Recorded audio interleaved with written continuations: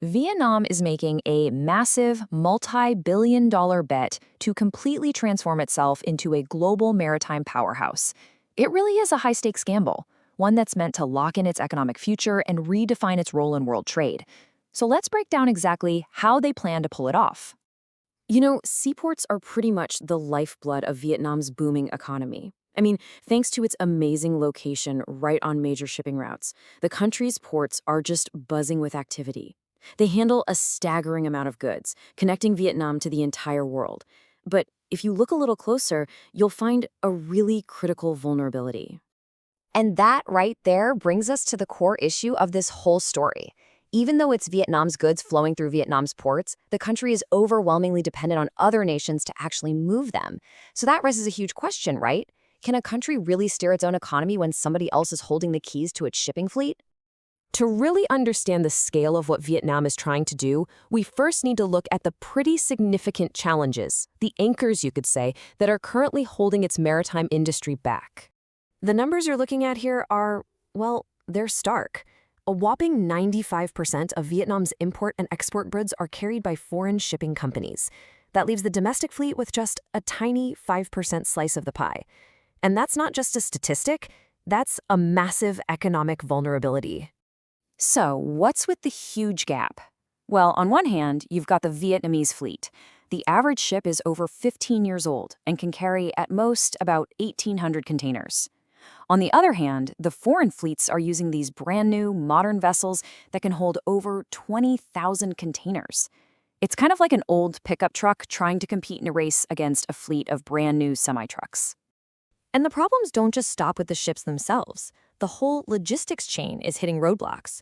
We're talking about port infrastructure that's struggling to handle these giant vessels, really poor road and rail connections that create bottlenecks on land, and a system where a massive 80% of containers have to be moved to smaller ships just to get where they're going.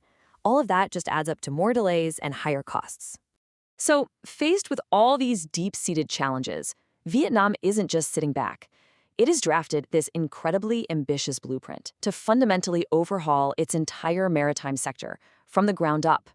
Now, at the very heart of this huge transformation is something called the Seaport Master Plan. This is the government's big national strategy to build a modern, interconnected seaport system. It's not a short-term patch. This is a long-term vision that stretches all the way to 2050, and it's designed to tackle every single one of those challenges we just talked about. The plan is a national one, but it's being carried out with a really sharp regional focus. The country's coastline has been divided into 5 distinct seaport groups. You've got everything from finishing major ports up in the north to developing a brand new international gateway for the Mekong Delta in the south. Each region has its own specific strategic mission. But this isn't just about building bigger ports. A really crucial part of the strategy is to modernize, to make the entire industry more sustainable and technologically advanced. It's all about riding this global green wave. This quote from Nguyen Van Tring, a welding team head, really says it all. He's not just talking about a new machine, he's talking about a leap in productivity, cutting steel 4 to 5 times faster. That also happens to be way better for the environment, reducing smoke and dust. This is where that big picture policy becomes a reality on the factory floor. So the path to getting a green fleet involves some really clear practical steps. First, you invest in new tech, like laser cutting. Then you move on to renewable energy, like putting solar panels on the huge roofs of the shipyards. And the end goal? It's to build a whole new generation of modern, eco-friendly ships that can actually compete on the world stage. And why does this matter so much? Well, because the market for this stuff is absolutely enormous.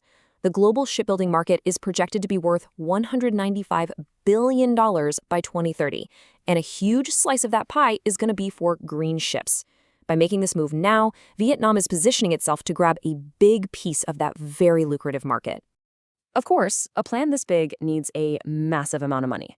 So how is Vietnam planning to attract the billions of dollars in investment it's going to take to make all this happen? Well, the answer lies in a pretty powerful set of financial incentives. First up, to make investing here a no-brainer, Vietnam is offering new seaport projects a special corporate income tax rate of just 10%. That's a huge cut from the standard 20%. And this isn't just some short-term deal. Investors get to lock in that low 10% rate for a full 15 years. That gives them some serious long-term financial stability for these huge projects.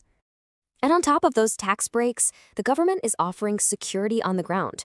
Investment projects can get land leases for up to 50 years, another key factor in attracting those big international players. And believe it or not, the list of perks just keeps going. We're talking about a complete tax exemption for up to 4 years, and then a 50% tax cut for 9 more years after that. There's also an exemption on import duties for essential equipment, and even government support for clearing the sites for development. They are truly rolling out the red carpet to bring in capital.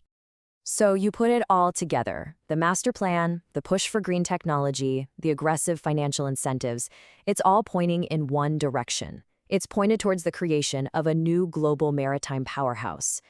But the question still remains. Ultimately, Vietnam has a really clear vision and a powerful set of tools to make it happen. But transforming an entire industry is just a monumental task. Can the country successfully navigate the choppy waters of global trade and overcome its own deep-seated challenges to truly take its place among the world's top maritime nations? Only time will tell.